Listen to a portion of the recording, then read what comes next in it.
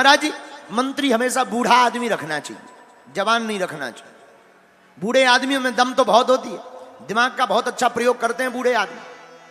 सबसे लास्ट में प्रयोग किया जामवंत जी ने हनुमान जी के लिए बाण। अच्छा कोई जवान आदमी होता तो यही कहता कि नहीं जाने तो काहे आ गए, घरे जाओ, इतने कहे हम बैठे। पर बूढ़ा आदमी बहुत सयाना होता है और बूढ़े आदमी से कभी टक्कर लेनी भी नहीं चाहिए। एक बार हमारा चेला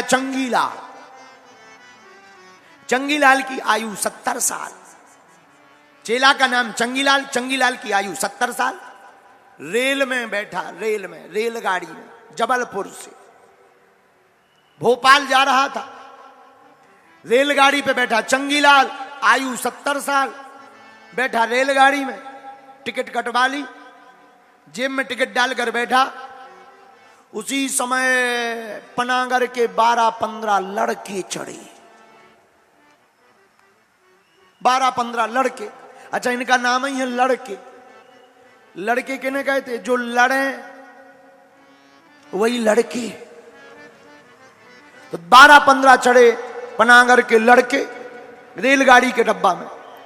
रेलगाड़ी चली तो लड़कों ने मजाक सूझा, तो लड़कों ने आपस में बात की, बोले चलो चैन खींच दें। दूसरा बोला वाह चैन खींचोगे, लिखा नहीं है 500 रुपया जुर्माना लगेगा। लड़कों ने कहा कि हम लोग इतने कंजूस हैं कि 500 नहीं जुटा पाएंगे, सब लोग जोड़ लो और चैन खींचते हैं।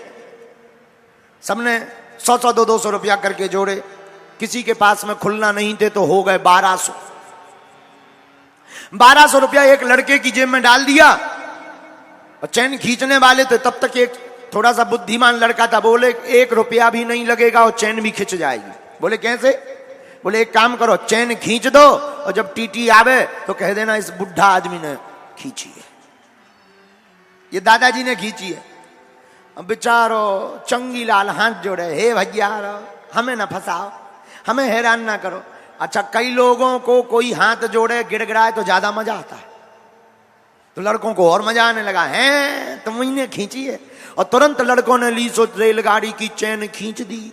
टीटी आया, हाँ भाई चैन किसने खींची? लड़के बोले ये बैठे दादाजी ने, बूढ़े दादाजी ने।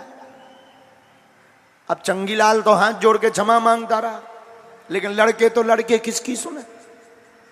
चंगीलाल बोला, टीटी ने पूछा क्यों चैन तुमने खींची? बोले जी सर हमने खींची। तो लड़के सब चौंक गए कि बताओ ये अपने मुंह से स्वीकार कर रहा, लगता है ज्यादा डर गया। तो टीटी ने पूछा क्यों खींची? अरे बोले इसलिए खींची कि इन लोगों ने हमें लूट लिया। तो टीटी ने कहा इसका प्रमाण क्या है? बोले बा अगर आपको भरोसा नहीं है, ये जो लड़का लाल शर्ट पहने इसकी पैंट की जेब में देखो 1200 रुपया निकलेंगे, वो हमारे ही है।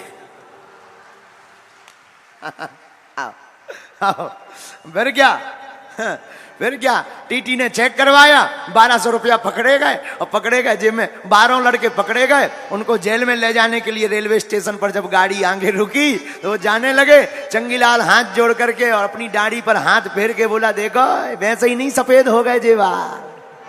हाँ बोलो सीताराम, अनुभव में सफेद हुए हैं, बोलो सीताराम।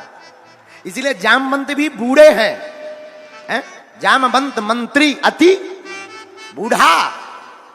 और धन्य है जामवंत जी, पहले पिताजी का नाम बताया, हनुमान जी का बल बताया, हनुमान जी खड़े नहीं हुए, सबसे बाद में बताया कि तुम राम के काज के लिए आए हो, तब हनुमान जी खड़े हुए। इसलिए हमेशा बड़े बूढ़ों से सलाह लेते रहना चाहिए, बोलो सीताराम। और कई लोग बूढ़ों को कुछ मानते ही नहीं है, कुछ नहीं मानते। अरे बोले बैठे रहा, मुंह चला रहा, तुम जानो आज को जमाना उल्टा है। बल्कि जितना ज्ञान बूढ़ों को होता है उतना जवानों के पढ़े लिखे में नहीं।